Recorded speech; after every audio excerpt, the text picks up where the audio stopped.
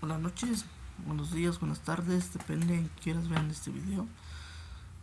Soy alumno de la Universidad Univer Milenio. Estudio la licenciatura en Derecho. En la asignatura es Fundamentos del Derecho. Nos dejaron una tarea que es hacer un video hablando sobre los principios de separación de poderes, sus características y su funcionalidad o funcionamiento. Y en este video vamos a explicar todo eso. La introducción. La división de poderes es un principio fundamental de la democracia que garantiza la separación de funciones entre el legislativo, el ejecutivo y judicial. En este video les hablaré de sus características y funcionamientos. Este principio de división de poderes también lo pensaba Aristóteles, el cual declaraba que debería de existir una asamblea deliberante, o sea, un senado, un cuerpo de funcionarios, gobierno. En este caso podría ser como un presidente y otro cuerpo que serían los jueces, tribunales de pueblo. Idea y objetivo que nunca pudo ser plasmado por él hasta la llegada de John Locke, que dijo, y cito: el poder debe ser dividido en 3 ramas para evitar la tiranía. De su obra o libro, los dos tratados sobre el civil, y también otra cita del mismo libro: si la soberanía reside en el Parlamento, que es el representante del pueblo, este tendrá más libertad. Según John Locke, decía que 2 poderes, iniciando por el poder legislativo para hacer leyes y el poder ejecutivo, que era quien se encargaba de ejecutarlas, y otro que fue un fracaso y era el poder federal encargado de las relaciones internacionales. Y podemos ver que apenas estaba formulando lo que es la separación de poderes, acabando en el mundo lo que hoy conocemos como la monarquía, que era como gobernaba una persona, en este caso el rey, sin llevar a cabo lo que el pueblo pedía. Era su voluntad del rey contra la voluntad del pueblo, sin importar si beneficiaba o no beneficiaba al pueblo, solo buscaba su beneficio del propio rey. Acuérdense que no solamente los españoles llegaron a conquistar varios países que hoy conocemos como países. En aquel tiempo era colonias, también fue la colonia, fue Inglaterra, Portugal, España, que se lanzaron a las expediciones para conquistar más territorios. Y ahí creció la monarquía a nivel mundial. Y en el mundo buscaban una estabilidad, una liberación de todas esas leyes que oprimían al pueblo. Seguimos. También tenemos otro personaje interesante, que es Barón de Mosquetiet, ojalá que lo pude pronunciar bien, quien sistematizó más esta idea. Decía, y lo cito, que el ciudadano debía de vivir tranquilo, sintiéndose, permítame, voy a repetir la cita de Barón de Montesquieu, que decía que el ciudadano debía de vivir tranquilo, sintiéndose seguro, pero para que ello fuera posible se necesitaba ser libre. En su obra o libro El espíritu de las leyes de 1748. También fue el padre que estableció los 3 poderes que conocemos actualmente. Digamos, fue el que nos dio la idea al nivel mundial de cómo podemos dividir los poderes. Hoy en día hay muchos estados me refiero a países, que aparte de estos tres poderes tienen hasta otro más o dos más, como Venezuela y otros países. Venezuela tiene 5: el poder electoral y el poder del pueblo. Algo así estaba escuchando. Y seguimos, aquí en México. Estableció los tres poderes conocidos actualmente: poder legislativo de 2 cámaras, una electiva y otra elitista; poder ejecutivo constituido por el gobierno en sí; poder judicial para juzgar las cuestiones civiles y castigar crímenes. Aquí mencionamos un estado o un país. Estados Unidos fue el primer país en crear una constitución escrita en 1787. Según este principio, muchos políticos de ese país buscaban que fuera basado en un sistema triunvirato, ejercido por 3 personas habidas entre sí. Sin embargo, el sistema presidencialista era adecuado con el presidente como jefe de gobierno y del Estado. El principio es propio de las constituciones liberales. Es un principio organizativo de los estados modernos, según el cual las funciones legislativa, ejecutiva y judicial se ejercen a través de órganos distintos e independientes entre sí,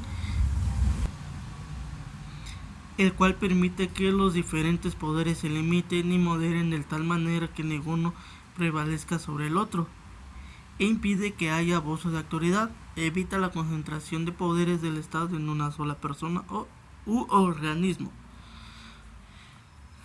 Podemos ver en la Constitución de 1791 de Francia que menciona: el poder legislativo se delega en una Asamblea Nacional, el poder ejecutivo en el rey y los ministros, el poder judicial se delega en los jueces elegidos.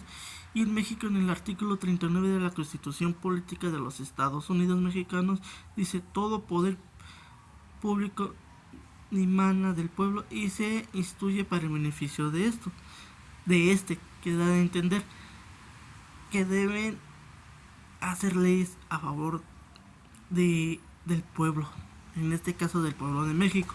En caso de que no haga así, la Constitución también avala otro artículo que me imagino que creo que es el 49, más adelante lo vamos a ver. Habla sobre que si el pueblo puede cambiar la forma de gobernar, porque todo el poder es del pueblo. Podemos quitar o poner, ya sean presidentes, senadores, diputados. En este caso, que ya se aprobó la reforma, serían jueces para el beneficio del pueblo. Seguimos. La división de poderes se da prácticamente por los cambios sociales que habían después de la Revolución Francesa. En la Declaración de los Derechos del Hombre y Ciudadano de 1789, en el artículo 16, menciona que no se podría hablar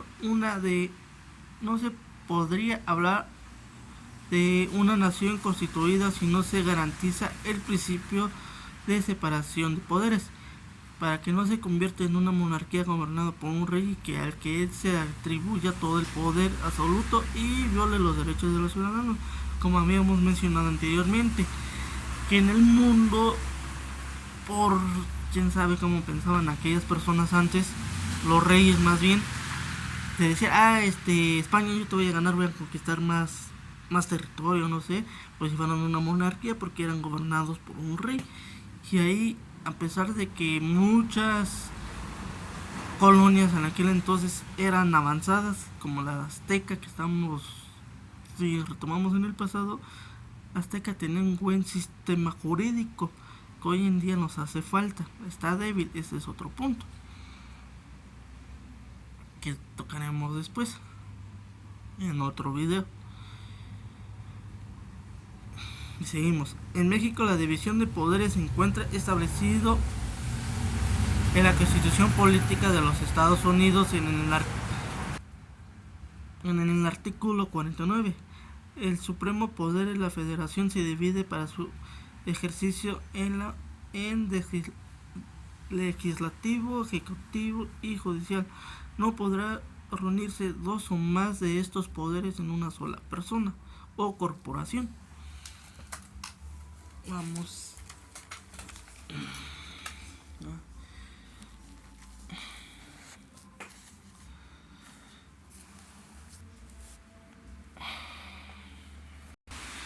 También vamos a hacer mención en otro artículo.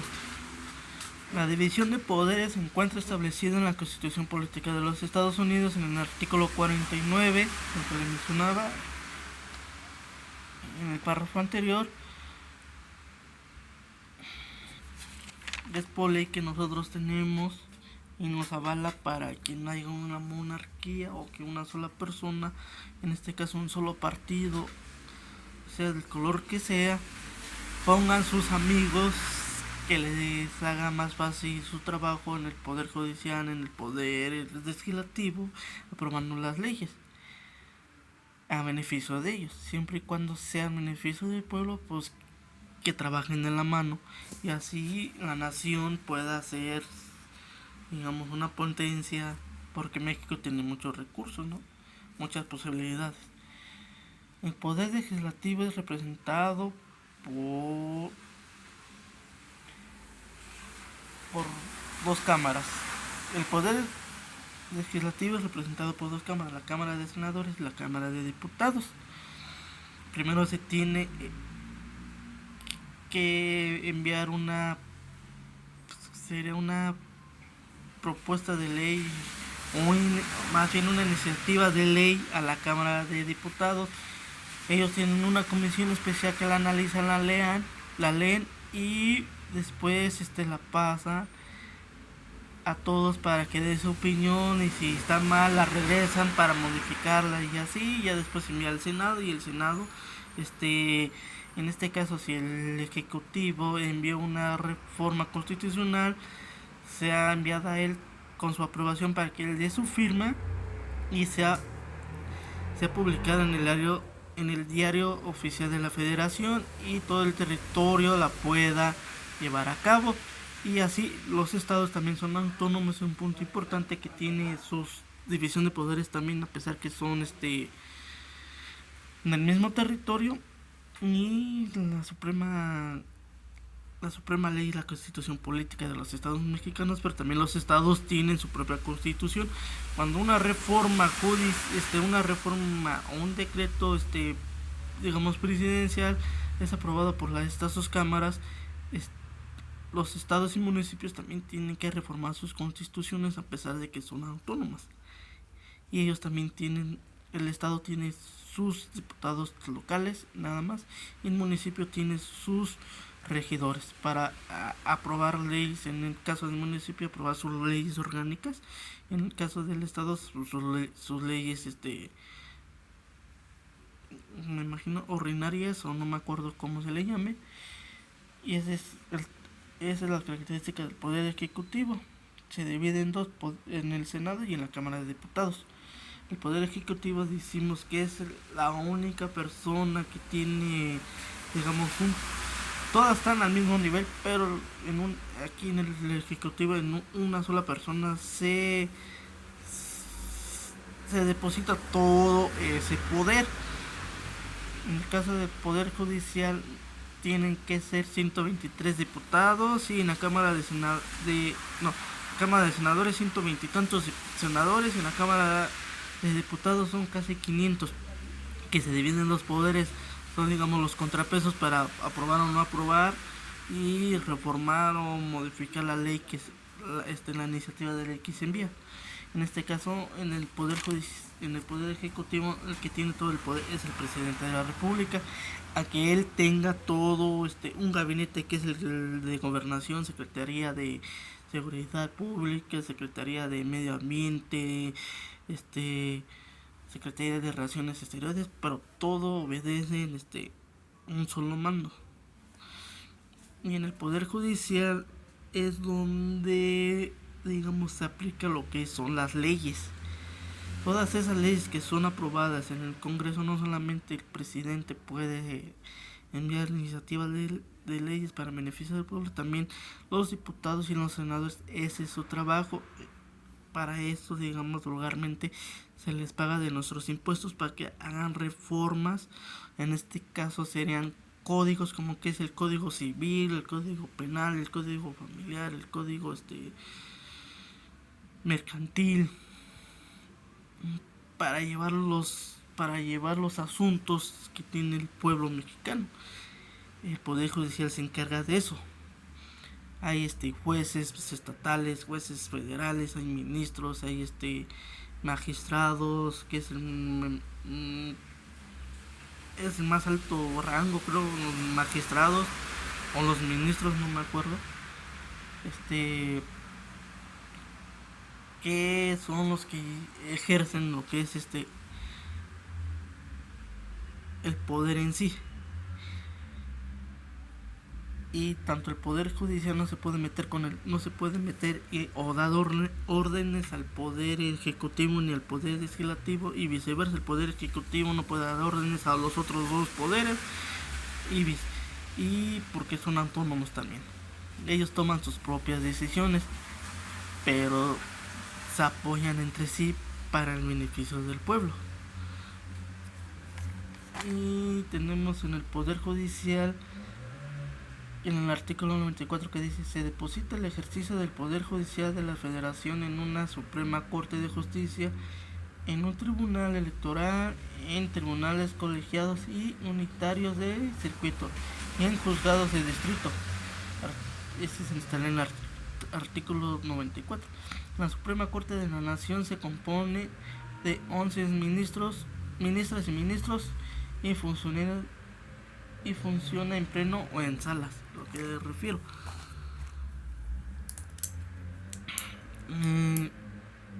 Todo esto ayuda a que no sean una monarquía o un gobierno tirano, porque si uno de estos tres poderes, digamos, se quiere pasar de listo, pues están los otros dos poderes para poder neutralizarlos. Todo este es mi trabajo, y espero sea de su comprensión, y perdone por los ruidos. Estoy trabajando y